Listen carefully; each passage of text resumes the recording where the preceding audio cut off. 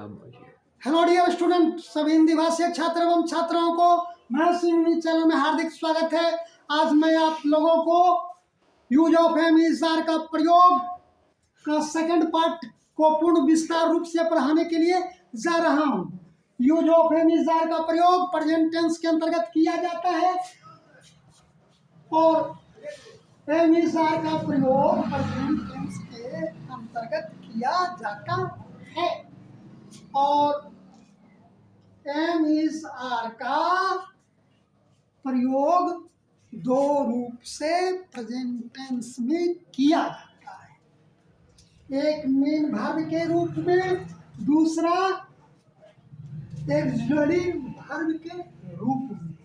Main verb का मतलब होता है मुख्य क्रिया के रूप में, ऑक्सिलरी वर्ब का मतलब होता है सहायक क्रिया के रूप में। मेन वर्ब के रूप में किसी व्यक्ति, वस्तु या स्थान के स्थिति, अवस्था, जाति, धर्म, गुण, दोष को बताने के लिए एम इज आर का प्रयोग प्रेजेंट टेंस के अंतर्गत मुख्य क्रिया के रूप में करते हैं। इसका स्ट्रक्चर जानिए। स्ट्रक्चर मीन्स होता है बनावट। Subject plus am by is by are plus O W. Hindi के अनुसार कर्ता प्लस हूँ या है या हो या है प्लस अन्य शब्द। समझने के लिए आपको असर्टिव सेंटेंस के अंतर्गत हम इसे अलग ढंग से प्रस्तुत किए हैं जो कि आपको आसानी से आप समझ जा सकेंगे। सब्जेक्ट प्लस एम या इज या आर प्लस नाउन। जैसे मैं शिक्षक हूँ, मैं शिक्षक हूँ। I am a teacher.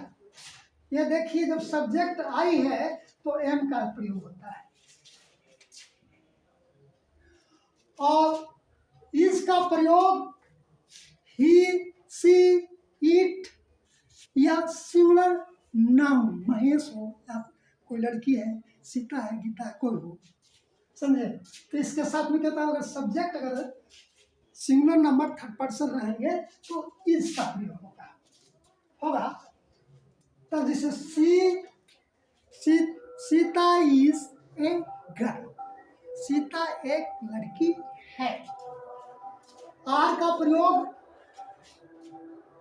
अगर सब्जेक्ट प्लूरल है, जिसे बी, यू, दे, ही, दे या महेश, गणेश, ईटीसी। अब जिसे देखिए, मैं शिक्षक हूँ, आई एम ए टीचर, मैं एक शिक्षक हूँ, नाउन आ रहा है ना, यानी होने का बोध करा। मैं क्या हूँ जी? मैं शिक्षक हूँ, यानी एम इज आर का प्रयोग, एम इज आर का प्रयोग होने में कर्ता के होने यानी मौजूदगी होने का बोध कराने के लिए किया जाता है। अब है दूसरा, सब्जेक्ट प्लस एम या इज या आर प्लस एडजेक्टिव। जैसे मैं ईमानदार शिक्षक हूँ, I am an honest teacher.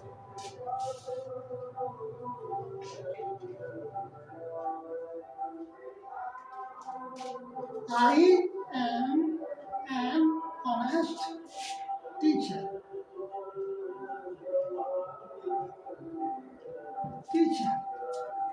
अब तीसरा है सब्जेक्ट प्लस एम इज या are plus adverb plus adjective plus noun. जैसे मैं बहुत ईमानदार शिक्षक हूँ, I am a very honest teacher. ये असर्टिव सेंटेंस के अंतर्गत वाक्य को रखा जाता है। अब आइए नेगेटिव सेंटेंस के अंतर्गत। नेगेटिव सेंटेंस के अंतर्गत एम इज आर का प्रयोग किस ढंग से किया जाता है उसको देखिए। तो subject plus am by is by are plus not plus order. जैसे मैं जवान नहीं हूँ, आई एम नॉट यंग। ये जो है नेगेटिव जो यानी नकारात्मक भाव को स्पष्ट करता है। अब आइए इंट्रोगेटिव सेंटेंस के अंतर्गत किसी वाक्य आते हैं उनको देखते हैं। इंट्रोगेटिव सेंटेंस के अंतर्गत यानी प्रश्नात्मक वाक्य को बनाने में हिंदी में क्या शब्द जैसे क्या मैं जवान हूँ, तो क्या किसी भी कोई सब्जेक्ट है उसके आगे पहले क्या शब्द आता है हिंदी में, और जब हम इसको अंग्रेजी में बनाते हैं तो पहले उसके सब्जेक्ट के पहले आगे वर्ब रखते हैं। जैसे आप देखिए, क्या मैं जवान हूँ, क्या मैं जवान हूँ यानी कि कर्ता दूसरे पर आधारित प्रश्न इंट्रोगेटिव क्वेश्चन होते हैं, वो कर्ता जो होता है दूसरे पर आधारित हो जाते हैं, अपने आप दूसरे पर आधारित हो जाता है अपने आप पर। से क्या मैं जवान हूँ यानी उसको अपने आप पर विश्वास नहीं है, दूसरे पर आधारित हो जाता है, समझे। तो जो वैसे वाक्य जो होते हैं इंट्रोगेटिव सेंटेंस के अंतर्गत आते हैं। जैसे क्या मैं जवान हूँ तो क्या होगा जी, एम आई यंग। इसका स्ट्रक्चर होता है एम या इज या are plus subject plus order. अब आइए इंट्रोगेटिव विथ निगेटिव, प्रश्नात्मक के साथ नकारात्मक वाक्य, उसका स्ट्रक्चर क्या होता है जी। पहले होता है क्या होता है एम इज, एम या इज या are plus subject plus not plus order. जैसे क्या मैं जवान नहीं हूँ, तो एम आई नॉट यंग। अब एक और इसके अंतर्गत स्ट्रक्चर आता है, वो होता है WH यानी क्या क्यों कैसे, व्हाट व्हाई हु हाउ इत्यादि। जैसे इसका स्ट्रक्चर क्या होता है, पहले क्या होता है WH प्लस एक्सिलरी वर्ब, या उसको कह सकते हैं am is are plus subject plus order. जैसे क्या मैं क्या जवान हूँ, क्या होगा इसका जी अंग्रेजी वाक्य कैसे बनेंगे जी। तो क्या करेंगे, पहले व्हाट, उसके बाद में एम आई प्लस यंग प्लस इंट्रोगेटिव मास। अब आइए एम इज यार का प्रयोग मुख्य क्रिया के रूप में कैसे होता है, किन किन वाक्यों में होता है, इसके बारे में बता दिए। अब आइए use of am is are का प्रयोग हम आपको एक्सिलरी वर्ब के अंतर्गत बताने के लिए जा रहे हैं, सहायक क्रिया के अंतर्गत। एम इज आर का प्रयोग सहायक क्रिया के रूप में हम आपको 13 प्रकार से बताए, 13 ढंग की वाक्यों में इसका प्रयोग किया जाता है। पहला किया जाता है प्रेजेंट कंटिन्यूअस टेंस में। प्रेजेंट कंटिन्यूअस टेंस में जैसे देखिए वाक्य को सब इसका स्ट्रक्चर पहले देख लीजिए। पहले क्या है जी, subject plus am is are V4 plus object. अब देखिए, जैसे मैं आप लोगों को पढ़ा रहा हूं, आई एम टीचिंग यू, एक तो देख लीजिए इसका प्रयोग हो रहा है।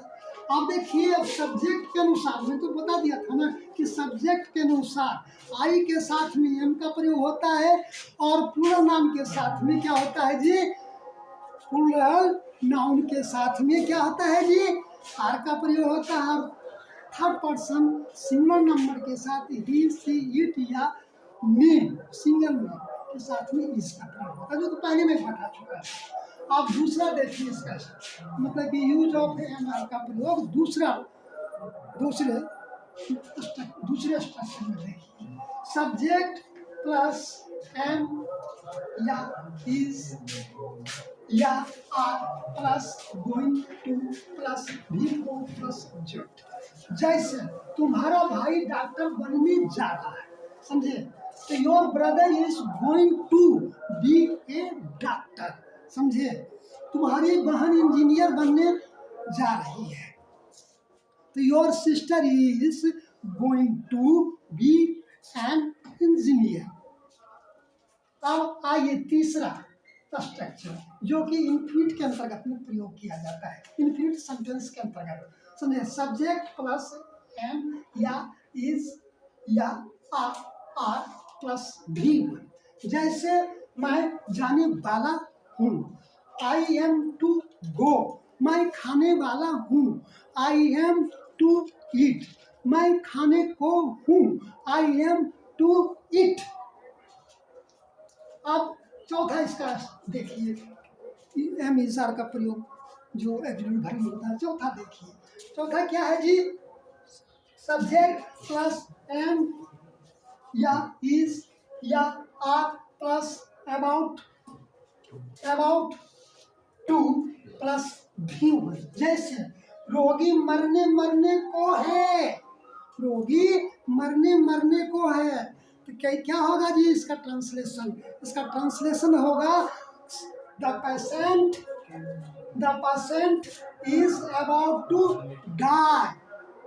रोगी मरने को है, रोगी मरने ही वाला है, दोनों का भाव अर्थ एक ही है, यानी कर्ता का जो है स्थिति को, समझे, तत्काल दिखा रहा है कि उसको इसके साथ इस तरह की व्यवस्था, इस तरह की घटना होने वाली है, मौजूदगी को दिखा रहा है, समझ रहे हैं ना। रोगी मरने को है, क्या है, the patient is about to die, रोगी मरने को है या रोगी मरने वाला है। अब पांचवा इसका स्ट्रक्चर देखिए, सब्जेक्ट प्लस एम या इज या are plus just about to plus V1।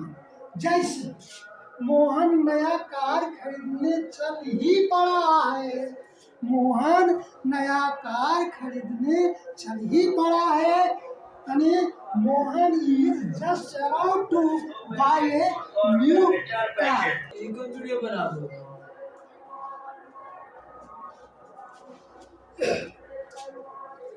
Mohan is just about to buy a car, Mohan नया कार खरीदने चल ही पड़ा है, समझे। सीता स्टेज पर तुरंत नाचने वाली है, Sita is just about to dance on the stage. अब आइए छठा इसका स्ट्रक्चर देखिए, सब्जेक्ट प्लस एम या इज या आर प्लस शेड्यूल या settled plus to plus V1 plus OW।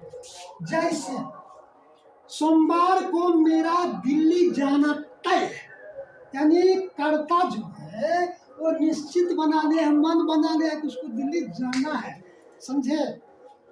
और ऐसे वाक्यों में, समझे, इसका बनाने का रूल है, क्या है जी, कि सब्जेक्ट प्लस एम या इज या आर प्लस सेटल्ड या selected plus to plus V1 plus OW। जैसे सोमवार को मेरा दिल्ली जाना तय है। I am schedule to go to Delhi on Monday.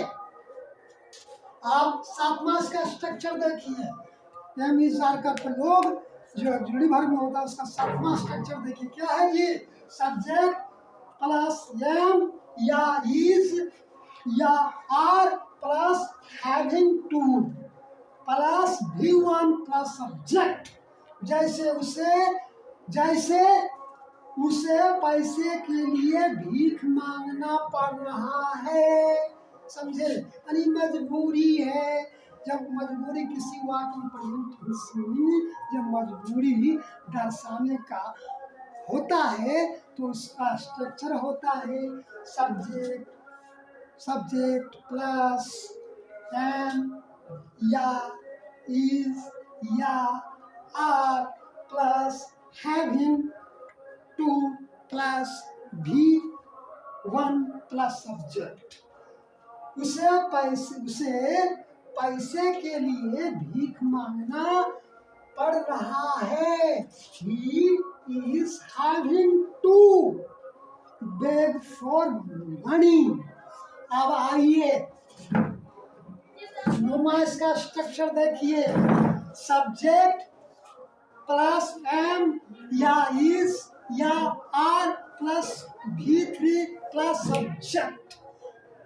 अब इसका जो स्ट्रक्चर होता है वो मैं आपको पार्टिसिपल्स के अंतर्गत जो सेंटेंस है उसको लेकर के आए हुए हैं। जो पार्टिसिपल में होता है कि सब्जेक्ट प्लस एम या इज या are plus V3 plus object. जैसे वह एक थका हुआ आदमी है। He is a tired man।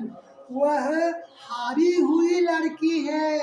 She is a defeated girl। अब आइए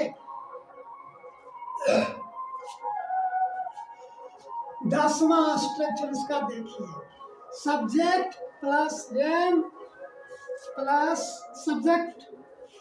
10वां स्ट्रक्चर देखिए। सब्जेक्ट प्लस एम या इज या are plus use to plus V4 plus object. जैसे मीरा रात में पढ़ने की आदी है। मीरा रात में पढ़ने की आदी है, समझे? तो इसका बनेगा क्या जी? कैसा बनेगा जी? बनेगा Meera is use to reading at night. अब ये जो है जेरेंड है, ये जेरेंड सेंटेंस के अंतर्गत में आता है। समझ गए कि मीरा रात में पढ़ने की आदी है, यानी उसको जो है आदत है, उसके बिना उसको चैन नहीं पढ़े बिना रहेगा। ऐसे वाक्य को बनाने का स्ट्रक्चर होता है सब्जेक्ट प्लस एम या इज या are plus use to plus V4 plus object. अब आइए 10वां इसका स्ट्रक्चर यूज ऑफ इमेजर का। क्या है जी? सब्जेक्ट प्लस एम या इज या are plus found plus V4। जैसे मोहन खाने को शौकीन है। मोहन खाने का शौकीन है तो Mohan is fond of eating. Suraj cinema देखने का शौकीन है तो Suraj is fond of watching movie. अब आइए 12वां का स्ट्रक्चर देखिए। Use of am is are का एक जोड़ी भाग में प्रेजेंट इंडेफिनिट टेंस के पैसिव वॉइस में में इसका प्रयोग किया जाता है। अगर वाक्य जैसे शिक्षक हम लोगों को पढ़ाते हैं, क्या होता है जी, प्रेजेंट इंडेफिनिट टेंस में वाक्य होता है ना, कि टीचर टीच अस, और इसका जब पैसिव वॉइस बनाएंगे तो क्या हो जाएगा, हम लोगों को शिक्षक के द्वारा पढ़ाया जाता है। तो इसका हो जाएगा क्या जी, we are taught by the teacher. इसका होता है सब्जेक्ट प्लस एम स्ट्रक्चर। इसके बाद में होता है सब्जेक्ट प्लस एम या इज या are plus V3 plus by जो एजेंट का काम कर रहा है प्लस ऑब्जेक्ट। अब 13वां इसका स्ट्रक्चर देखो। 13वां स्ट्रक्चर होता है एम इज आर का प्रयोग ऑक्सिलरी वर्ब में किस टेंस में होता है, कैसे वाक्य में होता है, ये जानिए। प्रेजेंट कंटिन्यूअस टेंस के पैसिव वॉइस में तो इसका स्ट्रक्चर कैसे होता है जी, सब्जेक्ट प्लस एम इज या are plus being plus V3 plus object. जैसे हम लोगों को शिक्षक के द्वारा पढ़ाया जा रहा है तो क्या हो जाएगा जी, हम लोगों को बी आर being taught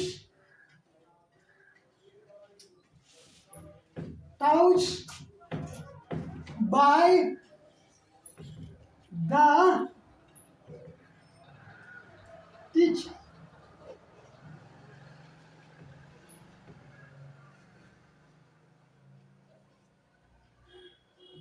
ये आपका फुल हो गया। आपने बहुत से